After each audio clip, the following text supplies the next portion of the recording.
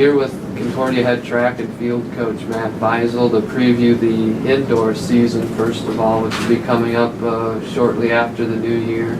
And you were announced as the next head coach here in May before the outdoor national championships took place. And I know you were paying close attention to that at that point. What was going through your head as you were kind of watching both teams finish really highly and the women win a national title? I've always followed Concordia Bulldogs ever since I graduated from here, and I've celebrated every time that they've had success at the conference and national level. So after last year with the men winning, it was really on my brain this past year and wondering what was going to happen. And so after I got the phone call and it looked like I was going to be heading in that direction to come over here and take over the position, it made it even more exciting, because at that time I was making phone calls to all of the incoming freshmen and transfers, because I wanted to connect with them as quickly as possible and find out about them, answer questions that they had, because they were recruited by the former coaching situation and by Craig Einspar, and I wanted to make sure I allayed any concerns that they had. And several of them were competing at the national level. But then I started calling all of the returning kids, and a number of them I called as they were driving on the bus back from nationals. And it was just so cool to be able to congratulate them and at the same time, get to know them better, and their excitement and their joy as they shared with me what happened was really captivating and got me excited. So it was just a great feeling. I think God is a God who loves his people, and he gives us talents and gifts, and I think that when in his name we are able to exercise those gifts to their fullest potential, sometimes resulting in worldly success, it's a lot of fun, and I look forward to seeing more of that in the coming years. Well, you mentioned the phone calls and trying to get in touch with them pretty quickly when you were named head coach. What other ways have you maybe tried to connect with members of the team? Obviously with track, you have big rosters and different coaches specialize in different areas, but how have you maybe tried to connect with all of your athletes?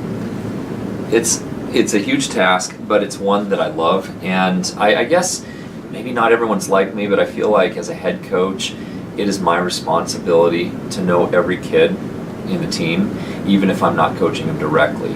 And it's tough to do. You have a lot of people all over the place, and I try to find ways that I can connect with them. One of the things that I do is after practice, or at the end of the actual running piece or jumping piece, our athletes cycle down into the weight room.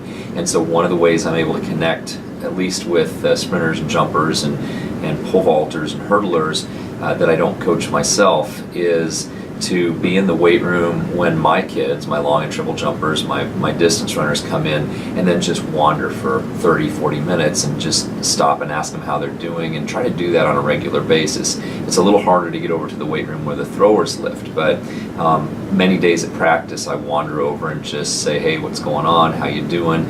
I catch them on campus, and occasionally I send them a text and just let them know that they're on my mind and in my prayers. And so I guess on a personal level, every chance I get, I ask them questions. I seek to find out what's happening outside of practice, and I really try to pay attention to what's going on. I spent a lot of time after the intra-squad meet this weekend researching each of my 100 and something athletes, looking up all their high school marks, looking up all of their collegiate marks to date, and getting my brain wrapped around what they bring to the table, so that no matter what level of athlete they are, as I read the meet results at the end of the meet, I'm going to be able to say, this person had a personal best, this person had a season best, this person did something they've never done before, and eventually it's going to become head knowledge to me. So I try to really, really know my kids in a big picture sense. I think too, with the team time that we do, basically it's required, mandatory Monday night youth group where all of my athletes are supposed to come, and we take attendance and we play games and we do name games, and I connect with them all there. It's my one chance per week where I get to talk to the whole group at once. I usually share thoughts that are on my mind. I pray with them, I have devotion, and then we go and do activities. And again, the big focus is them getting to know each other, but I get to know them through the process. And so those are just a few of the ways that I try to do that. The biggest thing is I want them to know that I value every single one of them. I don't care how good they are. I don't care, what their past has been. I want to know. I want them to know that I absolutely love that they're on my team and that I care about them. And so I try to convey that as often as I can. The men have finished in the top 5 of the nation their last 4 national championship meets, and the women have done the same thing the last 3 times. Mm-hmm. Obviously, it creates some expectations, but how excited are you to be part of a program that has had that kind of success? I mean, it's a lot of fun, and I can't claim anything that happened in the past because I wasn't part of it. That was Coach Einspar and Ed McLaughlin, Mark and Jason and Craig and all the people that have been working with them, and so it's kind of fun for me to go in, and I guess I don't worry about those expectations. What we're doing works. I'm adding some good things to the mix that weren't there before, and so I think it's only going to solidify what, from a program standpoint, what we have been able to do to date, and there's no reason to expect less going forward. I kept my entire assistant coaching staff, and they're phenomenal. They're smart, they're hard workers, they love the kids, and they're good at what they do, really good. And so it's kind of me and the distance people and the jumpers right now. And so it's kind of, I don't worry about it too much. We get the job done and have a great time in the process. And I think things are going to happen that are supposed to happen. I think as from a program standpoint, my coaching philosophy has always been, let's keep Christ first. Let's focus on building the team, togetherness, and let's work hard on individual goal setting, and we keep it in that order. So if your focus is on Christ, you're growing in your faith, you're going to be able to look less at yourself, more outwards to others, just by default. And when you start paying attention to others and realize that there are other people who are worth getting to know and valuing, that's where the team dynamics begin to take place. You throw in the team building activities we do to enhance that, and then meeting individually with our athletes, doing goal meetings. We set goals for them, and then setting the whole team goals, which we did a couple weeks ago, where we have goals for nationals, goals for conference, spiritual goals, academic goals, and then it's my job to remind them and say, all right, you say you want this as a group, what does that mean for you on an individual basis? That takes you back to the individual. But all those things work from a top-down hierarchy, and then the natural outcome of that, every place I've ever coached has been team success, and I don't expect any different here. Now you mentioned Coach McLaughlin, Coach Samuels, and Coach Barry. There's some others that help out. How have things meshed together with that staff so far? It's been great. You never know when you go in and inherit a situation what the situation's going to be. And I was telling our athletic director Devin Smith the other day that I couldn't have asked for a better group of coaches. These guys are smart, like I said earlier. They know their stuff. They are hardworking. They care about the kids, and they've been in this business a while. And and I feel like we're on the same page. With my 2 full-time assistant coaches who we work together with on recruiting and the administrative stuff. These guys, so many times I've been like, what about this? What about that? What about that? And they're like, got it, taken care of, don't worry about it. I'm just like, oh, thank you, God. So I'm able to get some good things done, and I think we're all feeding off of each other in a positive way. And so I feel very fortunate that God brought all of us together at this time. And I'm just pleased as anything that I get to work with these great guys. Jason Berry was a teammate of mine back in the 90s, so I've known him forever. The other guys all came after, and it's been wonderful. Now, as we record this, it's a few days since the blue-white intra-squad meet. I'm sure that's an important one for you, just to get a feel for things. What did you learn from that meet? Well, I got an overwhelming sense of gratitude for what we have here.